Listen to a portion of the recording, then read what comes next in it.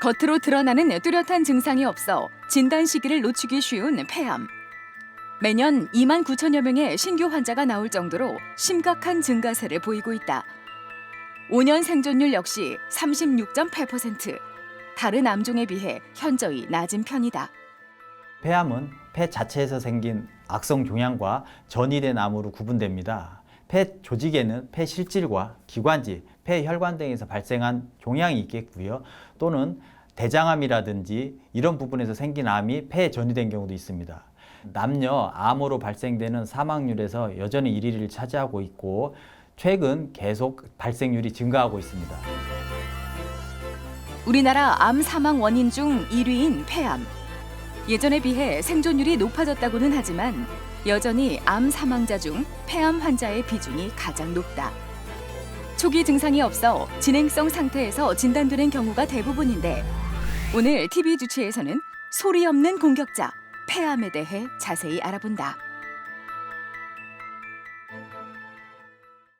네, 오늘 도움 말씀 위해 건양대학교 병원 심장혈관 흉부외과 구관우 교수 나오셨습니다. 교수님 안녕하세요. 네, 안녕하세요.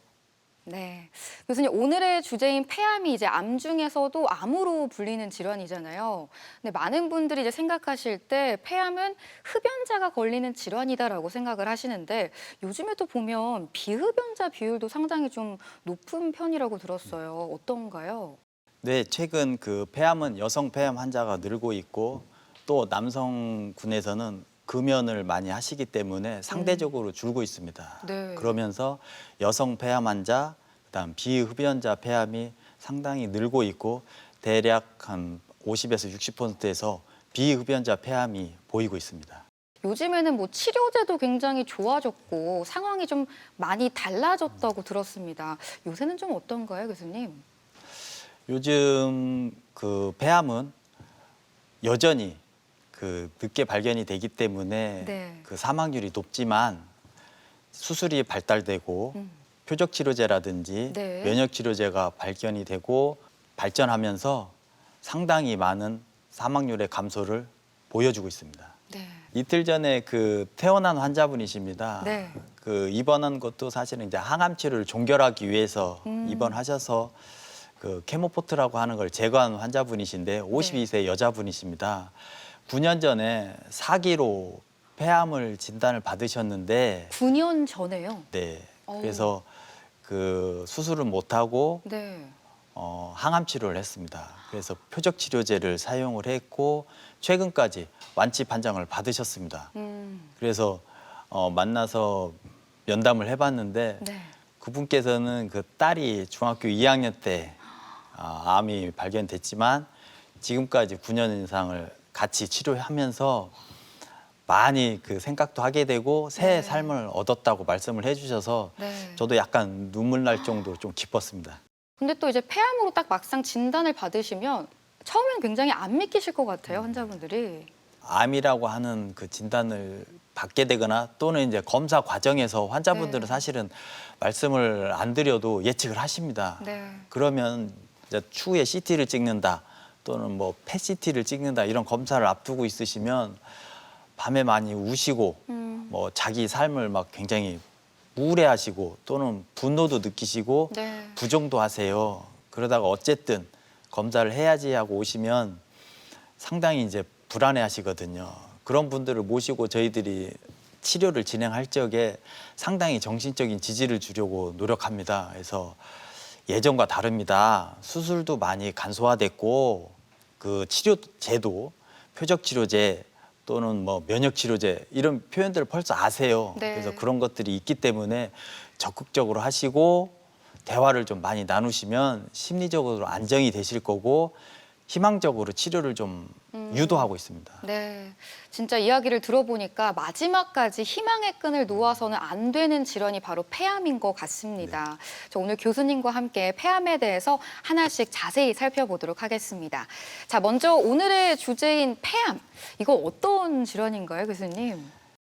이미 이제 폐암이라고 하는 것은 폐에 발생하는 악성 종양입니다. 크게 폐를 구성하는 조직, 기관지라든지 폐에서 기원한 원발성 폐암, 다른 암, 즉 위암이라든지 유방암에서 폐로 전이되는 전이성 폐암으로 구분이 됩니다. 네.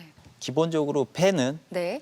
폐실질이라고 하는 폐가 있고요. 네. 속에 모세 기관지, 아. 그다음에 조금 더 눈으로 보이는 기관지, 네. 그다음에 주기관지, 그다음에 기관 이러고 불립니다. 그래서 폐암이 이렇게 폐실질 가장자리에 생겼는지 또는 기관지에 가까이 생겼는지 또는 여기 주기관지에 생겼는지에 따라서 치료 방향들이 조금씩 바뀌는데요. 물론 전이성 폐암도 이렇게 폐실질 내에 전이가 되고 또는 위치를 주기관지에 발생하는 경우도 있습니다. 자, 이렇게 폐암이 어떤 질환인지 좀 살펴봤는데요. 이 폐암을 분류하는 기준도 크게 두 가지가 있다고 들었습니다. 어떻게 좀 구분을 해볼 수 있을까요, 교수님? 네. 폐암은 크게 비소세포 폐암, 그다음 소세포 폐암으로 나뉩니다. 네. 소세포 폐암은 1기, 2기, 3기, 4기가 아닌 제한병기, 확대병기로 구분이 됩니다. 우리가 1기, 2기, 3기라고 4기라고 불리는 것은 비소세포 폐암을 말하는 거고요. 일반적인 폐암이라고 하면 비소세포 폐암을 말하겠죠. 네. 그래서 이 비소세포 폐암은 병리학적으로 대략 9가지 종류가 있는데 가장 흔한 것이 선암, 그다음 평평상피세포암, 그다음 대세포암 등으로 구분되어집니다. 소세포 폐암, 비소세포 폐암이라고 하셨는데 이게 의미가 암세포의 크기가 작은 맞습니다. 폐암이라는 건가요? 네. 그 표현은 소세포 또는 비소세포라고 했지만 그건 네. 현미경으로 보이는 거기 때문에 아. 육안으로 확인하기는 어렵겠지요. 네. 그래서 눈으로 확인한다 그런 표현은 아니고요. 병리학적으로 표현한 것입니다. 사실 폐암이 가장 무서운 게 발생률도 높지만 사망률이 또 상당히 높은 질환입니다. 이거 얼마나 위험한 질환일까요, 교수님? 폐암은 남자에서는 발생률이 1위고요. 네. 여자에서는 유방암, 갑상선암, 대장암 다음으로 4위입니다. 그러나 이 두 개를 합칠 경우에는 발생률이 2위이기 때문에 상당히 사실은 높은 암이고요. 네. 더 안타깝고 무서운 일은 사망률이 1위라는 겁니다. 그런데 월등히 1위예요. 그러니까요. 뭐 두 번째인 간암보다도 뭐 비교가 할 수 없을 만큼 격차가 상당히 납니다. 사망률이 높아서 일반 환자분들이 생각하시기에는 좀 절망을 많이 느끼실 무서운 겁니다. 암이죠. 네. 네. 우리나라가 이제 건강검진 비율도 상당히 높고요. 또 치료 기술도 너무나 좋은 나라잖아요. 근데 왜 이렇게 사망률이 높은 걸까요, 교수님? 폐암이 발견되는 시기가 중요합니다. 시기. 네. 그래서 조기 검진, 네. 조기 검사 이런 표현들을 하는 것은 이 사망률을 낮추기 위해서 하는 거거든요. 그래서 1기, 2기 이 시기에 환자를 발견을 하게 되면 사실은 네. 이 사망률은 뚝 떨어질 겁니다. 그런데 많은 환자분이 병원에 오셨을 때 이 병기가 네. 벌써 3기, 4기인 경우가 보통 거의 70% 가까이 됩니다. 많게는 네. 80%까지 되거든요. 네. 그러니 그분들은 이 사망률을 어떻게 낮추기가 쉽지가 않아서 평균을 내보면 상당히 높은 사망률을 보이죠. 그렇지만 1기, 2기에 발견된 환자들은 7, 80%의 5년 생존율을 보이기 때문에 완치가 가능합니다. 네. 그래서 이런 부분들은 조금 생각을 해서 해석을 해주셔야 될 것 같습니다. 자, 그러면 내가 폐암인지 알기 위해선 증상이 있어야 어쨌든 병원을 내원을 하실 텐데 폐암의 전조 증상이라고 할까요? 증상에는 어떤 게 있을까요?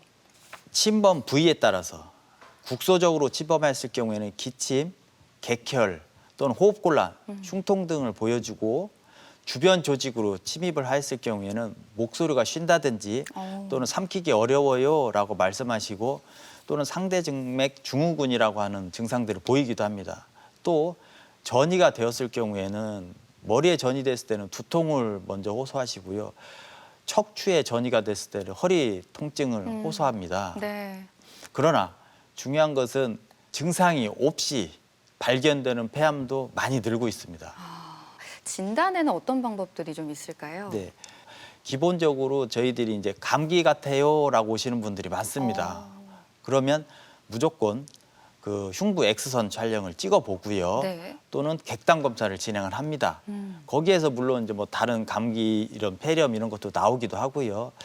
그것이 이제 조금씩 제외가 되면 흉부 CT를 촬영을 합니다. 네. 그럼 흉부 CT를 촬영하면 암을 많이 의심을 하게 되고요. CT에서요? 좀 더 네. 확진을 하기 위해서 검사를 기관지 내시경을 시행하여서 조직 검사도 시행하고 세포 검사도 하고 네. 또는 해부학적인 모습도 확인을 합니다. 그러면 이 과정에서 폐암이 의심이 되는구나라고 하면 전이 또는 병기를 확인하기 위해서 PET-CT라고 불리우는 양전자 방출 단층 촬영을 추가적으로 하고요. 네. 그다음 뇌 전이를 확인하기 위해서 뇌 MRI를 촬영하게 됩니다. 그러나 결국은 암을 확진하기 위해서는 조직 검사를 시행해야 됩니다. 네. 조직 검사는 좀 어떻게 이루어질까요? 그래서 조직 검사는 지금 먼저 CT에서 보이는 건데요. 폐암이 의심되는 결절이 네. 말초성, 가장자리에 위치해 있을 경우에는 밖에서 피부를 통해서 경피적으로 생검. 침으로 떼어내는 거죠? 떼어내는 겁니다. 그래서 아. 생검이라고 표현하는 것을 시행을 하고요. 네. 그러나 중심성, 즉 그 기관지, 주 기관지에 위치하는 경우에는 밖에서 찌른다고 하면 너무 깊이 찌르고 부작용이 생길 수가 있고 합병증이 생길 수가 있거든요. 네. 그렇기 때문에 기관지 내시경 또는 초음파 기관지 내시경이 있습니다. 그걸 통해서 조직을 떼고 또는 임파절까지도 떼서 조직 검사를 마칩니다. 그럼 이게 조직 검사를 하고 나서 이제 폐암인지 아닌지를 확진을 하시는 거겠네요. 네. 그럼 확진을 하고 나서는 사실 이제 병기는 수술하기 전에는 보통 추정을 많이 하신다고 들었거든요. 네. 이 병기를 나누는 기준들도 좀 있을 것 같아요, 교수님. 그 소세포 폐암과 비소세포 폐암으로 나눈다고 말씀을 드렸고요. 네. 조직 검사를 해서 먼저 소세포 폐암이다라고 하면 제한 병기인지 확대 병기인지를 구분해서 나누고요. 그러나 치료는 사실은 항암 치료이기 때문에 크게 변화는 없습니다. 우리가 흔히 말하는 1기, 2기, 3기라고 표현하는 비소세포 폐암에서는 종양의 크기, 그다음 위치, 어디까지 침입했는지에 따라서 임파선에 전이가 어디까지 있는지 또는 다른 장기에 정리가 있는지 없는지에 따라서 1기, 2기, 3기, 4기 등으로 구분해서 치료 방향을 결정합니다. 네. 병기를 나누는 게 너무 중요한 게 병기에 따라서 이제 치료법이 달라지잖아요. 네. 그럼 지금부터는 병기에 따른 치료법도 하나씩 좀 자세히 살펴보겠습니다, 교수님. 1기 폐암으로 나왔다라고 네. 하면 수술적 치료로 완치를 시도합니다. 그다음 2기인 경우에도 수술이 기본적으로 시행이 되고 경우에 따라서 추가적으로 항암 치료를 하기도 합니다. 3기 경우에는 조금 다양한데요. 네. 수술을 하는 경우도 있고 수술 전후에 항암 치료를 하고 수술을 마치는 경우도 있고요. 수술하지 않고 항암 방사선 동시요법을 하는 경우도 있습니다. 4기 경우에는 수술적 치료보다는 항암요법을 주로 시행하고요. 그래서 1기, 2기, 3기는 수술적 치료가 들어가기 때문에 근치적 치료라고 표현을 하고요. 네. 4기 폐암은 완화적 치료라고 합니다. 그리고 이런 수술적 치료뿐만 아니라 항암 치료를 하지만 환자에게서는 통증이 있을 수 있거든요. 또는 기침이라든지 이런 부분들이 있을 수가 있기 때문에 합병증에 따른 치료도 동시에 시행이 돼야 되고요. 최근에는 환자의 수술 전후 폐기능 강화를 위해서 네. 호흡 재활도 하고 항암 치료를 하면 식사도 잘 못하시고 근육이 약화가 일어나기 때문에 호흡 재활도 역시 동반해서 치료에 적응하고 있습니다. 네. 자, 이렇게 폐암의 치료 방법들을 좀 살펴봤는데요. 아무래도 이 중에서 많은 분들이 관심을 가지시는 분야 중에 하나가 이제 항암요법이 아닐까 싶습니다. 면역 치료, 표적 치료 많이들 들어보셨을 텐데요. 이거는 어떤 치료제일까요, 교수님? 최근 그 표적 치료, 면역 치료가 인터넷상에서도 많이 네. 나돌아다니고 있고 환자분들도 많이 물어보십니다. 근본적으로 항암 치료는 70년대부터 그 수술 방사선 치료 이후에 환자의 생존율을 높이기 위해서 80년대에 개발이 되었습니다. 네. 그래서 세포 독성 항암제가 1세대고요. 이 세포 독성 항암 치료는 그 부작용이 성장이 빠른 그 세포들을 무작위로 죽이는 약제거든요. 항암제가 전신을 돌아다니면서 네. 그러니까 암세포랑 정상세포 둘 다 죽이는 같이 거죠. 죽이게 됩니다. 그렇기 때문에 탈모 또는 이 구내염, 네. 그다음에 식사가 하기 어렵고 아파하세요. 이걸 어떻게 하면 줄일 수 있을까 연구를 계속해서 예전에는 그 폭격기가 융단 폭격하는 형태라고 하면 네. 2000년대 표적 치료라고 하는 것은 이제는 저격수가 아. 저격수가 그 암세포만을 딱 쏴서 죽이는 그런 치료로 바뀐 겁니다. 네. 그래서 근데 이거는 유전자 돌연변이가 있어야 되겠지요. 그렇지만 이거는 내성을 가지게 되면 치료 효과가 떨어질 수가 있고 네. 또는 표적 인자가 있어야 되기 때문에 제한될 수가 있겠죠. 최근에는 3세대 항암 치료라고 해서 면역 항암제가 있는데요. 네. 이것은 기본적으로 우리 몸의 면역 체계를 활성화시켜서 아. 암세포를 죽이는 겁니다. T세포를 강화시켜서 네. 그 암세포를 공격하게 하는데요. 이것 또한 부작용이 있습니다. T세포가 활성화가 됐기 때문에 네. 갑상선을 공격한다든지 간을 공격한다든지 뇌하수체를 공격하게 되면 네. 역시 그 부분에 염증이 발생해서 그 근육 약화라든지 간염, 갑상선염 등을 또 발생시킬 수도 있습니다. 자, 대전 MBC 건강 플러스 오늘은 이렇게 폐암에 대해서 이야기를 나눠보고 있는데요. 이번에는 병원에 직접 찾아가 환자들을 만나보고 진단 방법과 치료법에 대해 살펴보겠습니다. 화면으로 만나보시죠. 세계 여러 나라에서 암 사망률 1위를 차지할 만큼 두려운 암으로 통하는 폐암. 폐에 암이 생기면 가슴 통증과 호흡이 불편해지는 것은 물론 간, 뇌 등 중요한 장기에 원격 전이도 쉬워 매우 치명적이다. 폐암은 병리 조직학적 기준에 따라 소세포 폐암과 비소세포 폐암으로 나눌 수 있다. 오늘 어디가 불편해서 오셨나요? 네, 직장에서 건강검진을 했는데 폐에 이상한 게 보인다고 큰 병원에 가라고 권유받아서 왔습니다. 엑스레이를 봤는데요. 혹시 환자분 기침이라든지 어떤 특별한 증상이 있으세요? 특별히 불편한 데는 없었습니다. 네, 가래라든지 가슴이 아프거나 그런 건 없으신 거죠? 예, 그런 거는 없었어요. 담배는 피우시나요? 네, 그럼 언제부터 담배를 피우셨나요? 대학생 때부터 한 값씩 피우고 있는데 한 30년 정도 된 것 같아요. 폐암의 주요 원인 가운데 약 85%가 흡연인 것으로 나타났다. 폐암은 초기 증상이 거의 없는 것이 특징으로 어느 정도 진행한 이후에도 기침, 가래 외에는 별다른 징후가 없는 경우가 많아 진단이 매우 어렵다.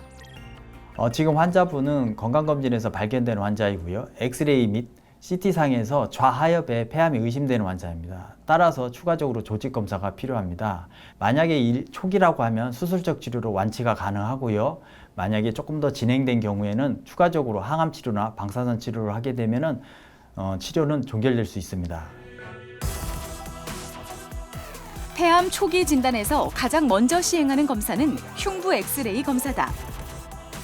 비용이 저렴하고 검사가 쉬운 반면 폐암의 모든 형태를 찾아내긴 힘들다. 폐암 검진을 위해서는 방사선량을 8분의 1로 낮춘 저설량 CT 검사를 시행하는데 흉부 엑스레이에 비해 10배 정도 작은 결절들도 발견할 수 있다. 오늘 수술하고 5일째 됐는데요. 네.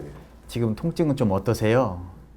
수술 직후에는 조금 많이 아팠는데 지금은 좀 많이 좋아졌습니다. 수술하고 나서 많이 아프실 텐데요. 혹시 기침은 좀 안 나오세요? 네, 수술 이후에 좀 마른 기침이 나옵니다. 네, 그러면 환자분 식사는 어떠신지 그리고 또 변비는 없는지요? 수술 직후에 입맛이 없어서 그런지 밥 좀 못 먹고요. 그 변비도 좀 생겼습니다. 폐암 수술 후에는 수술 부위 통증과 호흡 불편감이 따를 수 있다.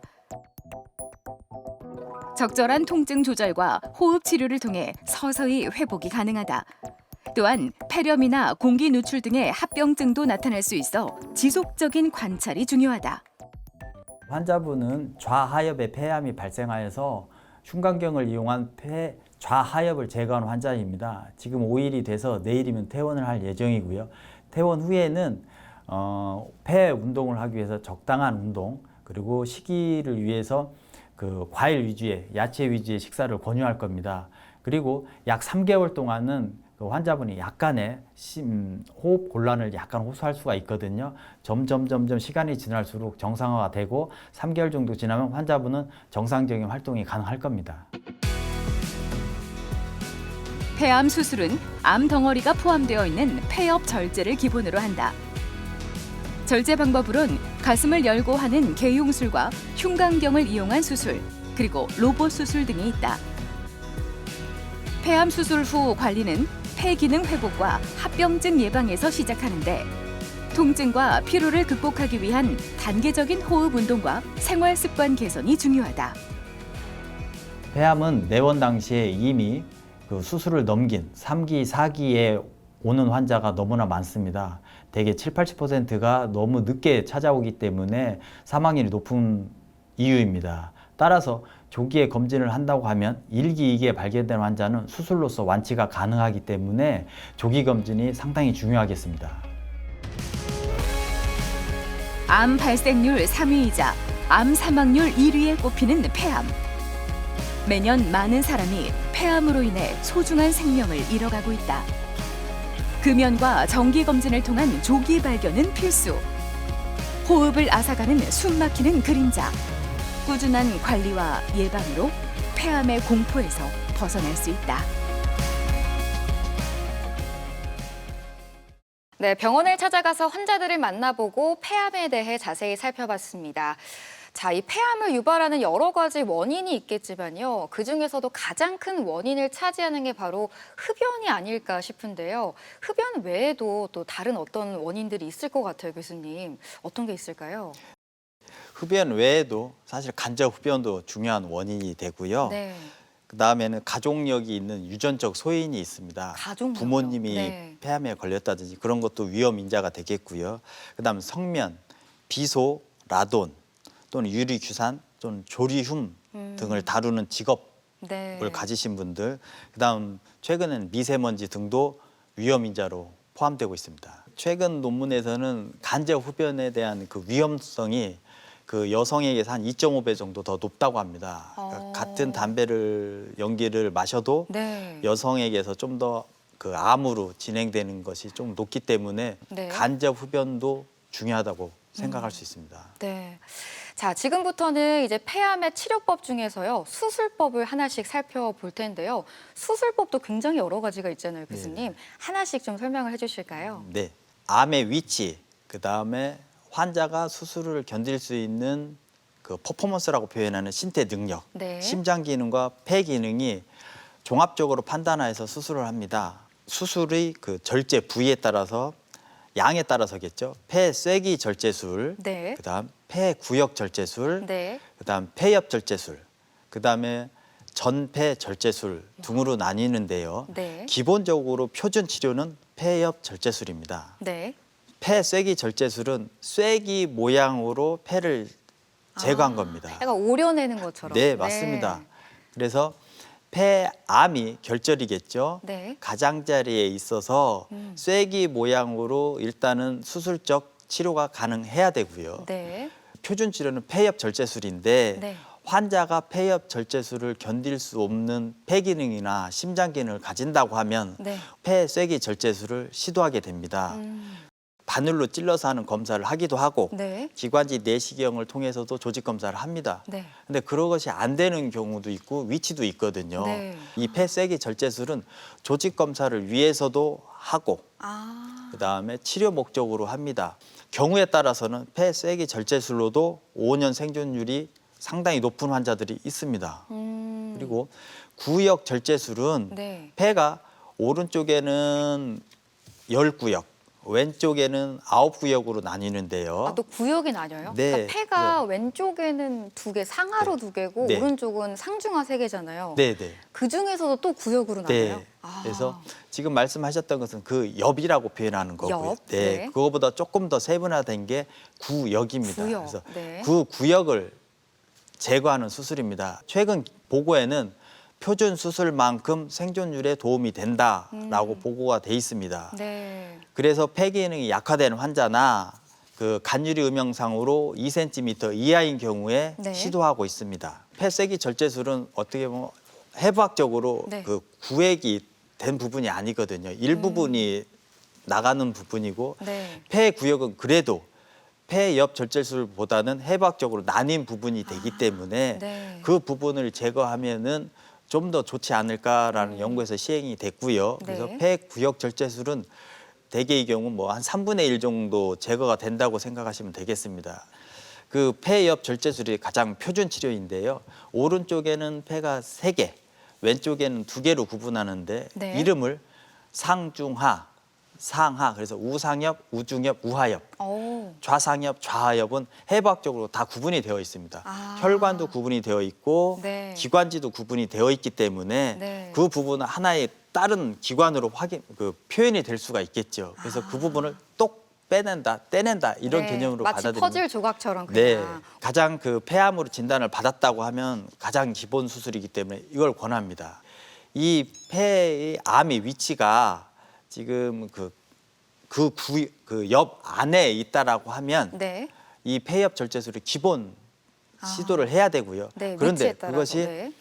겹쳐 있을 경우 또는 가까이 기관지에 가까이 있을 경우에는 네. 암의 위치가 지금 화살표를 보시면 이 위치에 있다라고 하면 어쩔 수 없이 여기를 떼야 되기 때문에 그러네요. 네. 깨끗한 암이 없는 부분도 같이 떨어져야 되겠고요. 네. 또는 우측에 있는 경우에 상엽과 중엽 사이에 있다라고 하면 상엽과 중엽이 같이 떨어져야 되고요. 네. 역시 하엽과 중엽 사이에 있어도 하엽과 중엽이 같이 떨어지는 수술이 될 수도 있습니다. 그거는 어떻게 보면 암의 위치가 그 수술을 결정하게 되겠죠. 그러겠네요. 그러니까 위치에 따라서 수술법이 좀 달라지겠네요. 지금 이거는 그 엑스레이 사진인데요. 네. 우상엽에 지금 엑스레이 상의 폐암이 보입니다. 아, 저게 폐암 네, 네. 덩어리군요. 그래서 네. 지금 그림과 같이 우상엽 절제술을 하고 나서 환자의 모습입니다. 이러면 지금 암이 없어진 걸 깨끗해졌네요. 보여줄 수가 있겠죠. 네, 네. 많은 분들이 물어보세요. 네. 폐엽 절제술을 하면 나머지 폐는 어떻게 합니까? 라고 하거든요. 그래서 폐가 하나가 제거가 되면 네. 나머지 폐가 약간 풍선처럼 부풀어 오릅니다. 그래요? 네. 네. 폐 이외에 그 네. 흉곽, 흉곽이 조금 좁아져요. 아. 예를 들면 네. 오른쪽인 경우에는 횡격막, 배 쪽에서 횡격막이 약간 올라오고 네. 심장이 오른쪽으로 약간 살짝 치우치고 치우치는, 갈비뼈 사이가 좁아지면서 네. 이 공간을 완전히 채웁니다. 아, 와, 신기하네요, 진짜. 네, 그래서 환자분들이 저 제거되면 어떻게 해요 하면 이렇게 설명을 드리고 네. 환자분이 열심히 치료를 따라오시면 정상으로 될 수 있어요라고 말씀을 드립니다. 자, 이렇게 저희가 수술적 치료까지 좀 살펴봤는데요. 요즘에는 수술을 이게 개흉이라고 하죠. 이렇게 피부를 열어서 하는 건지 아니면 흉곽경으로 하는 건지 이것도 좀 궁금하더라고요. 요새는 어떤 수술법을 좀 많이 사용하실까요?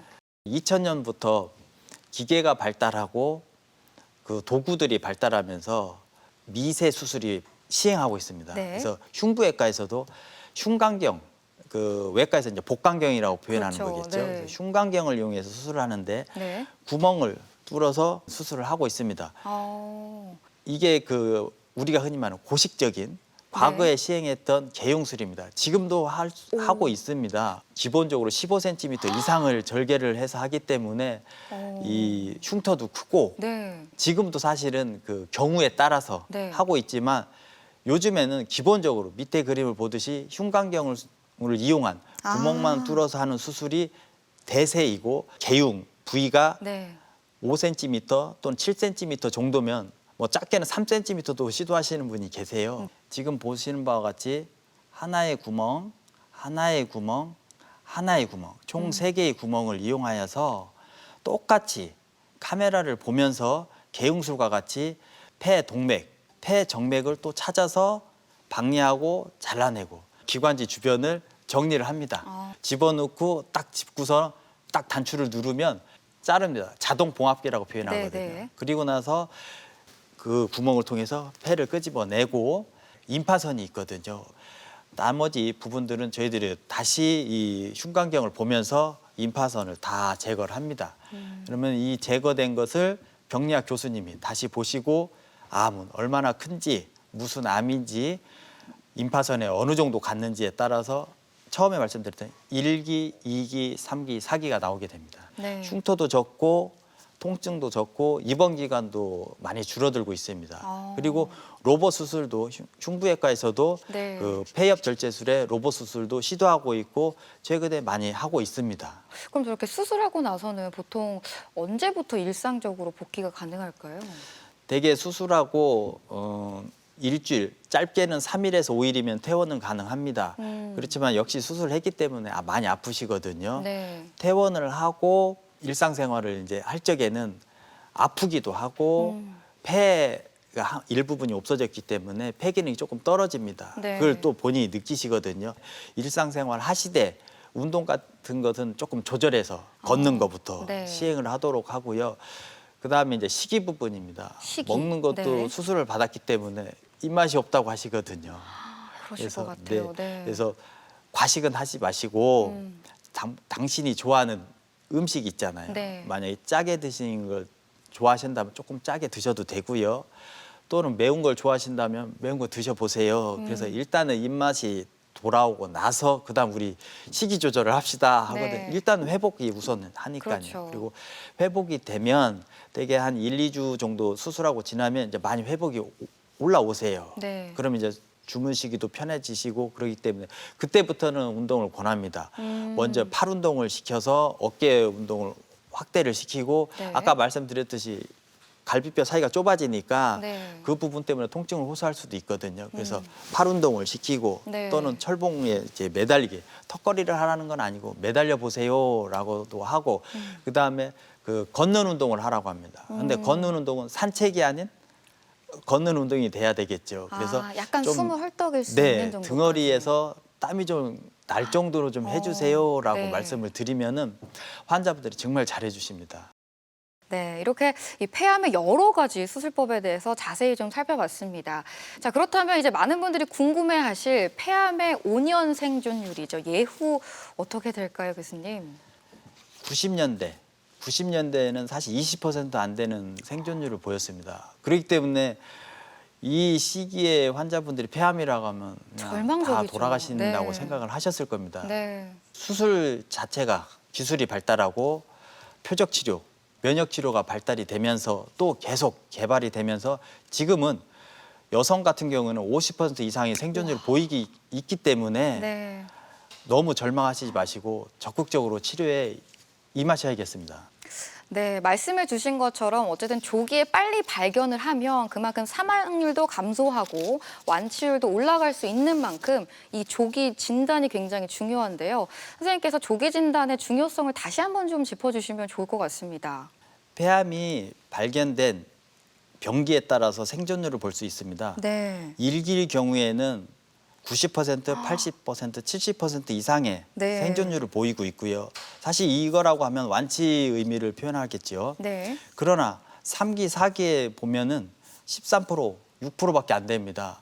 따라서 이 그래프를 본 바와 같이 빨리 발견이 된다고 하면 완치가 가능하기 때문에 네. 당연히 빨리 발견이 돼야 되겠고 빨리 치료를 해야 되겠죠. 네. 따라서 조기 진단이 매우 중요합니다. 조기 진단을 왜 하느냐라고 네. 표현한다고 하면 이 원칙이 이겁니다.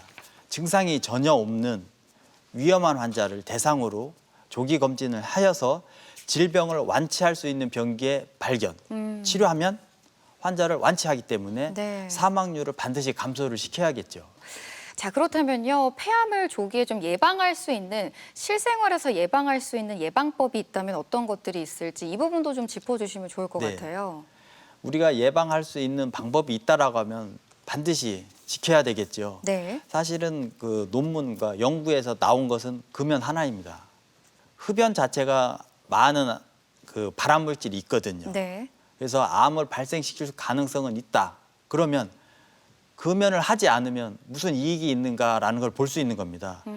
흡연하는 사람이 금연을 했을 경우에 이 상대 폐암이 발생하는 위험도를 보시면 금연하지 않은 분이 계속 흡연을 하셨다면 100%라고 하면 1년, 5년, 7년 이 시기가 지나면 확실히 폐암 발생률 위험도가 떨어집니다. 네. 따라서 금연은 무조건 예방 가능하잖아요. 네, 그렇죠. 그렇기 때문에 중요하겠습니다. 네. 금연이 정말 최선의 예방책이라는 거 꼭 기억하셨으면 좋겠습니다.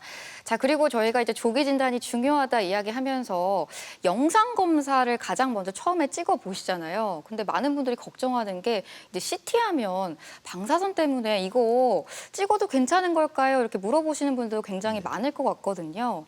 근데 이제 폐암의 경우에는 저설량으로 또 CT를 찍어볼 수 있다고 들었습니다. 이 부분도 간략하게 좀 설명을 해주실까요? 네. 우리나라 현재 국가검진에서는 만 40세부터 2년 단위로 흉부 엑스레이라고 표현하는 사진을 촬영을 합니다. 네. 이 흉부 X선에서 보이는 그 결절이 보인다고 했을 때 폐암이 일기냐라고 할 적에 의문이 많습니다. 아닌 경우가 훨씬 많습니다. 네. 따라서 저희들도 많은 연구를 했고 국가도 이 부분에 대해서 공히 인정을 해 주셔서 올해 4월부터는 저설량 컴퓨터 단층 촬영을 시행하고 있습니다. 그래서 엑스레이로 폐암을 진단은 할 수 있으나 조기 검진이냐라고 할 때는 아니다입니다. 그래서 지금도 말씀해 주셨듯이 방사선이라고 하는 것은 발암물질입니다. 그래서 예를 들면 유방암 환자가 방사선을 가슴에 쬐게 되면 네. 폐암 위험성이 증가할 올라갑니다. 수밖에 없죠. 네, 그래서 방사선 자체도 발암 물질인 건 맞습니다. 네. 따라서 그 부분에 대해서 일반 CT의 10분의 1 또는 8분의 1로 줄인 저설량 컴퓨터 단층 촬영을 시행하고 있고 이거를 시행하게 된다면 거의 그 조기 폐암 진단이 나올 수 있습니다. 네. 자, 그리고 또 국가에서도 조기에 진단을 받을 수 있게 폐암 검진을 또 실시하고 있더라고요. 근데 이게 대상이 정해져 있다고 들었습니다. 어떤 분들만 해당이 될까요, 교수님? 네. 올해 4월부터 시행되고 있습니다.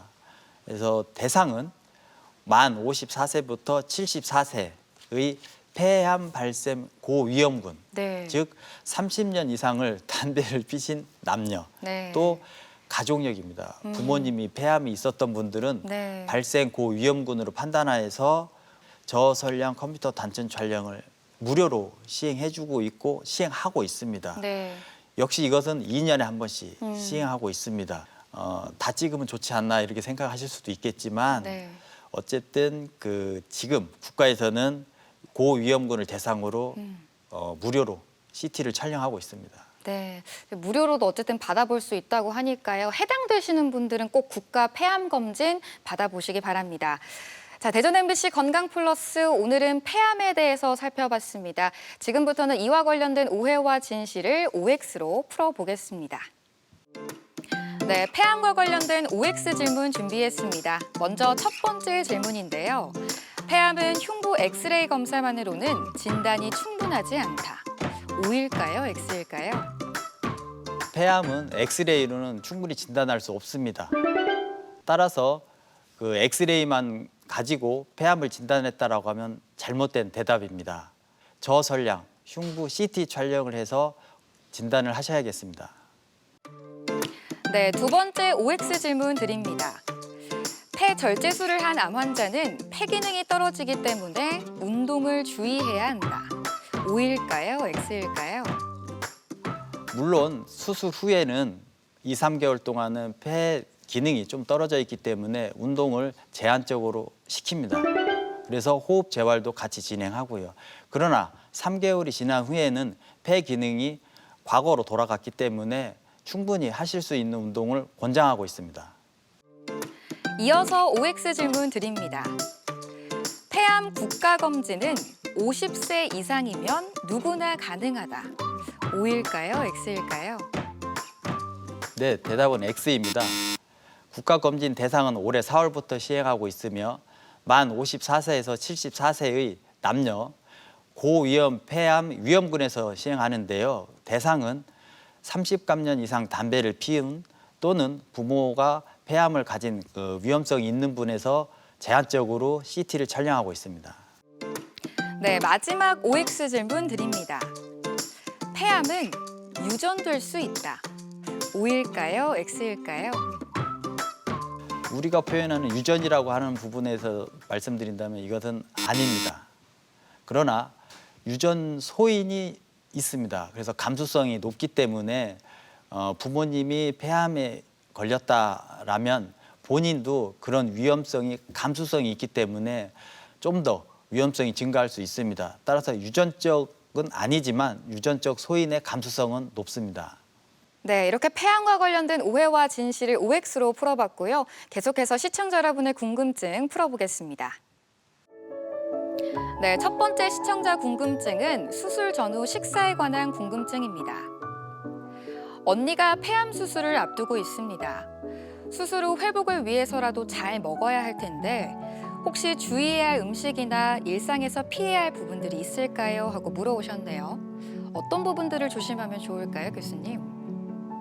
폐암 수술을 앞두고서 또는 수술이 끝나고 나서 환자분이나 보호자분이 많이 하는 질문입니다. 기본적으로 먼저 위험하다고 하는 음식을 말씀드리면 물에 비소가 함유된 물을 섭취하는 건 상당히 위험하겠죠. 또 베타카로틴, 비타민 A 성분 중에 하나인데요. 이것을 과량으로 드시는 것은 확실히 폐암을 조장한다고 할까요? 그렇기 때문에 피해야 되겠고요. 모든 암 환자에서 기본적으로 아침, 점심, 저녁 규칙적으로 식사하는 게 중요하고요. 반찬도 골고루 섭취해야 되겠죠. 그리고 소고기, 돼지고기, 닭고기, 생선, 해물, 계란, 두부, 콩 등 골고루 섭취하는 게 중요합니다. 태워서 하는 음식들 또는 튀겨서 하는 음식들은 좀 피해 주시고 과일하고 야채를 좀 더 많이 먹자. 이것이 가장 중요하겠습니다. 네, 다음 궁금증은 폐결절과 관련된 질문입니다. 얼마 전 국가검진에서 폐결절 소견이 있다는 진단을 받았습니다. 폐결절이 혹시 나중에 폐암으로 발전하는 건 아닌지 걱정입니다. 어떤 부분을 체크해보면 좋을까요? 하고 물어오셨네요. 어떨까요, 교수님? 쪽지를 받으셨을 때 아마 상당히 놀라셨을 겁니다. 그 아마 안내문에도 당장 큰 병원에 가서 확인해 보십시오라고 했을 텐데요. 그 결절이라고 표현하는 부분이 크기가 얼마인지, 그다음에 결절이 어느 정도의 그 밀도를 갖고 있는지를 평가해서 다양하게 그 추천을 드릴 겁니다. 만약에 결절이 8mm 또는 9mm 이하라고 하면 환자분한테 이것은 암으로 될 확률이 낮기 때문에 3개월, 6개월 동안 추적적으로 CT를 찍어서 크기 변화를 보고 밀도 변화를 봐서 판단하죠 라고 하고, 만약에 2cm가 넘는 결절이라고 하면 지금 즉시 조직 검사를 한다든지 무언가를 해서 확실히 밝혀내야 합니다. 따라서 지금 많이 놀라셨겠지만 큰 병원에 가셔서 그 결절을 확인해 보는 게 필요하겠습니다.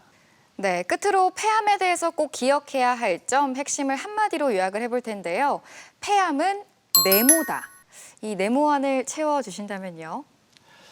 저는 이제 수술을 하는 의사 입장에서는 네. 부부가 같이 하는 거다라고 네모를 채우고 싶습니다. 부부가 같이 하는 질환이다. 네. 왜일까요, 교수님? 암을 진단받고 수술받고 수술 후에 회복하는 과정에서 아마 자식들은 이해 못할 겁니다. 부부 간에 분노도 있고 우울감도 있고 공포감도 있겠죠. 그래서 많이 자기 삶을 부정하기도 하기 때문에 혼자서 그걸 감당하기는 어렵습니다. 그래서 부부가 같이 대화를 나눠서 같이 극복하고 같이 화도 내고 음식도 같이 먹어야 맛있잖아요. 혼자만 야채 먹으면 무슨 재미가 있겠습니까? 부부가 같이 건강하게 야채도 먹고 고기도 삶아서 먹고 하면서 같이 요리를 한다고 하면 암 환자뿐만 아니라 다른 배우자도 건강해질 수 있겠죠. 그리고 이걸 지속적으로 해야 되지 않겠습니까?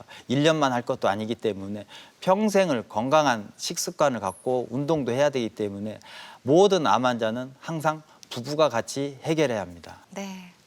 말씀해 주셨던 것처럼 폐암은 조기 발견도 너무 중요하고 또 함께하는 동반자의 도움과 지지가 중요하다는 거 꼭 기억하셨으면 좋겠습니다. 대전 MBC 건강플러스 오늘은 폐암에 대해서 살펴봤습니다. 지금까지 도움 말씀에 심장혈관 흉부외과 구관우 교수였습니다. 오늘 말씀 고맙습니다. 네, 감사합니다. 건강플러스 오늘 준비한 내용은 여기까지입니다. 건강한 한 주 보내시고요. 저희는 다음 이 시간에 다시 인사드리겠습니다. 함께해 주신 여러분 고맙습니다.